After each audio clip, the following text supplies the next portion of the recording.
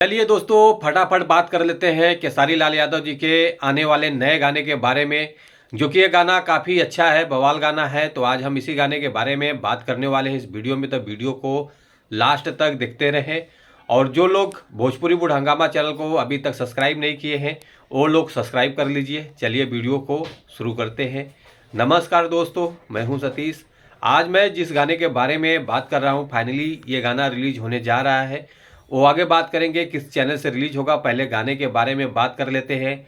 गाना काफ़ी अच्छा है, बवाल गाना होने वाला है, जो कि भाई बहन के प्यार का ये गाना है। और इस गाने को गाए हैं खेसारी लाल यादव जी और राज नंदिनी जी, जो कि ये गाना डुएट सॉन्ग है। गाने का टाइटल सॉन्ग है बहिनी के प्यार, जो कि बहुत सुपर डुपर हिट गाना है। और इस गाने को लिखा है कुंदन प्रीत जी, जो कि काफ़ी अच्छा गाना लिखा है इन्होंने। और इस गाने के म्यूजिक डायरेक्टर हैं रोशन सिंह जी। काफ़ी बवाल लेवल का म्यूजिक तैयार हो चुका है। और प्रोड्यूसर है सुरेंद्र यादव जी। डायरेक्टर है लाल बाबू पंडित जी। और डिजिटल हेड है विक्की यादव जी।